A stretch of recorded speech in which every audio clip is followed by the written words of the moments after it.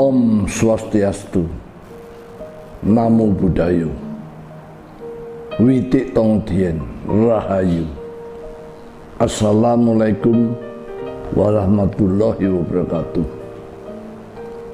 Shalom Alaikum. Saudara-saudaraku sebangsa dan saudara-saudaraku seumat sedunia, izinkan pada hari ini saya Cahyadi Nugroho dengan mengucap syukur kepada Tuhan Yang Maha Esa, Yang Pengasih, memulai satu kegiatan diskusi, menjadi tuan rumah dari diskusi lintas iman, the host of Interfaith Dialogue. Justru kami adakan dan kami lakukan di bulan Mei ini.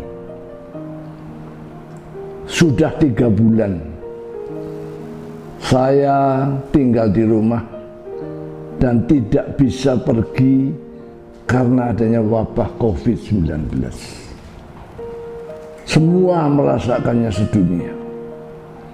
Bahkan ancaman krisis ekonomi dan kesulitan hidup yang bertubi-tubi kita alami bersama. Tetapi saya sebagai orang beriman merasakan Tuhan selalu membuka berkah ketika ada musibah. Ketika Tuhan menutup pintu-pintu, Dia membuka satu pintu lain untuk menikmatinya. Saya merasa menikmatinya.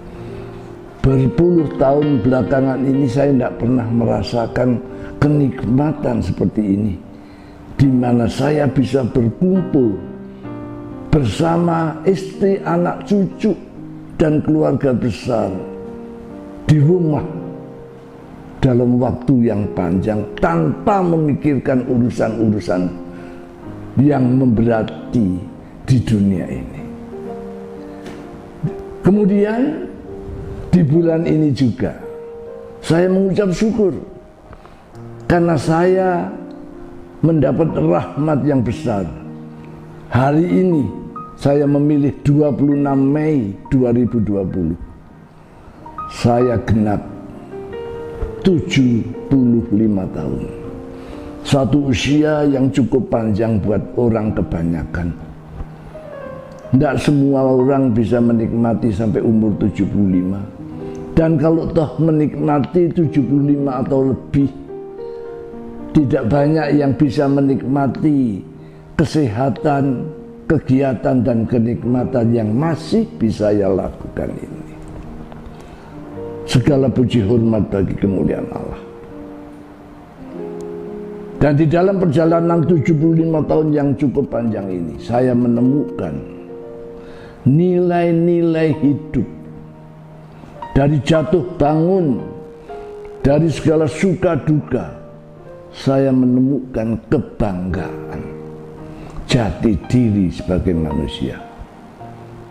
Yang pertama-tama, saya bangga saya adalah bagian dari bangsa Indonesia yang besar ini. Satu bangsa, negara kepulauan yang terdiri dari 17.500 kepulauan besar kecil di tengah khatulistiwa yang strategis. Satu negeri yang terdiri dari ratusan suku bangsa, etnis, keturunan, budaya, bahasa, adat istiadat, miniatur bumi. Bahkan ada yang mengatakan Indonesia adalah pecahan Eden yang hilang itu.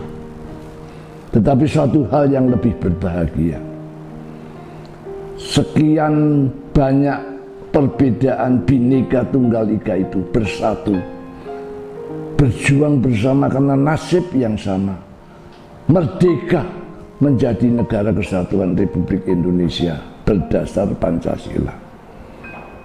Terima kasih Bung Karno. Dan menurut Bung Hatta, jasa terbesar Bung Karno buat bangsa ini adalah sumbangannya, yaitu Pancasila. Pancasila yang mempersatukan bangsa Indonesia, Pancasila yang sila pertamanya adalah ketuhanan yang Maha Esa. Sila ini adalah satu renungan sangat dalam, pencapaian kesadaran sangat tinggi, nyaris sempurna. Karena dalam sila ketuhanan yang Maha Esa ini terkumpul kesadaran bahwa sekalipun kita berbeda-beda agamanya, kita ini punya Tuhan yang satu. Luar biasa Bung Karno ini. Saya ingat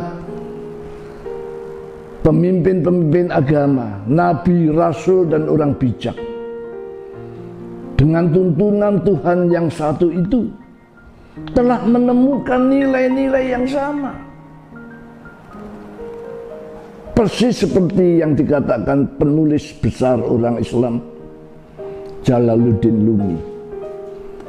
Kebenaran itu seperti sebidang cermin di tangan Tuhan yang satu, yang terhempas ke bumi dan pecah, dan masing-masing mengambil potongan-potongan itu dan merasa itulah kebenaran utuh, sehingga agama yang satu itu Tuhannya menjadi titik pertikaian yang menyengsarakan rakyat.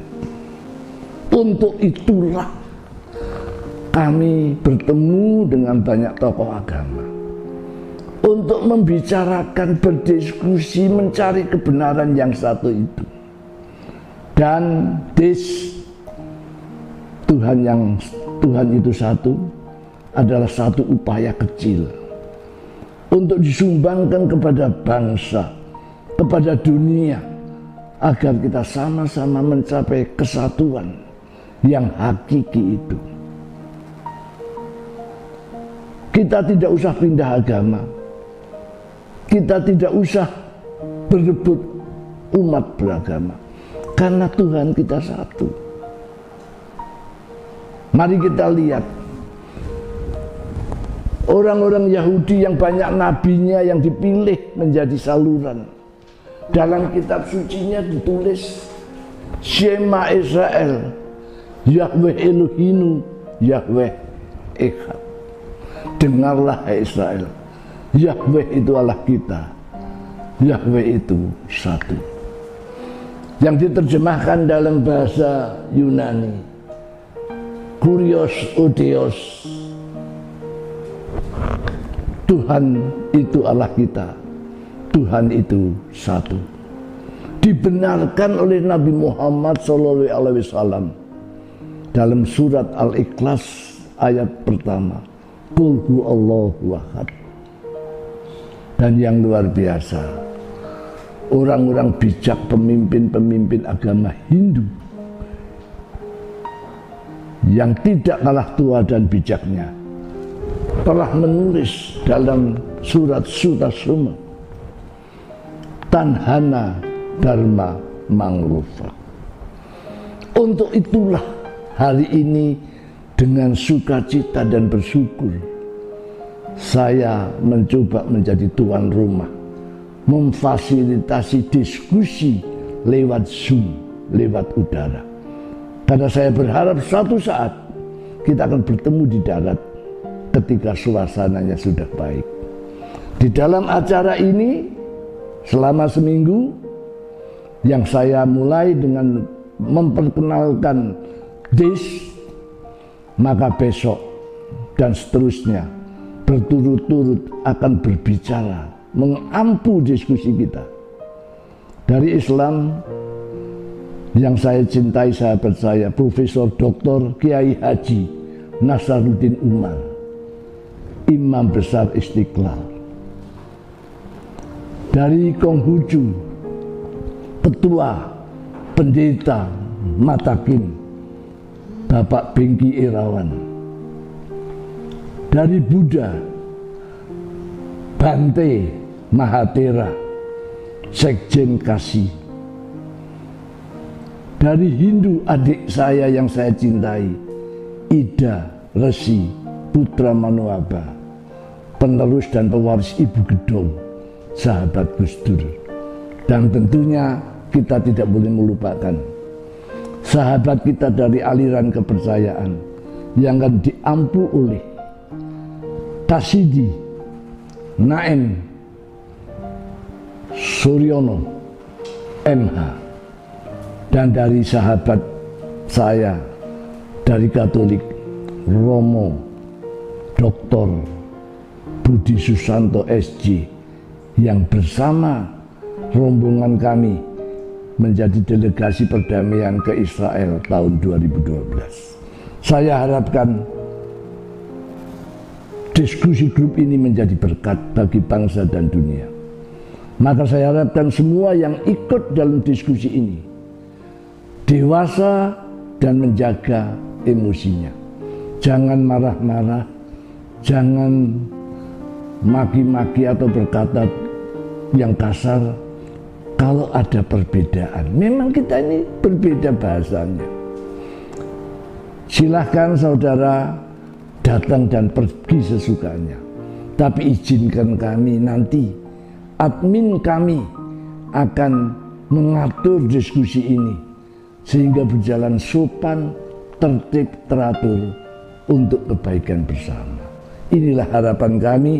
Dengan ini saya meresmikan diluncurkannya the host of Interfaith Study.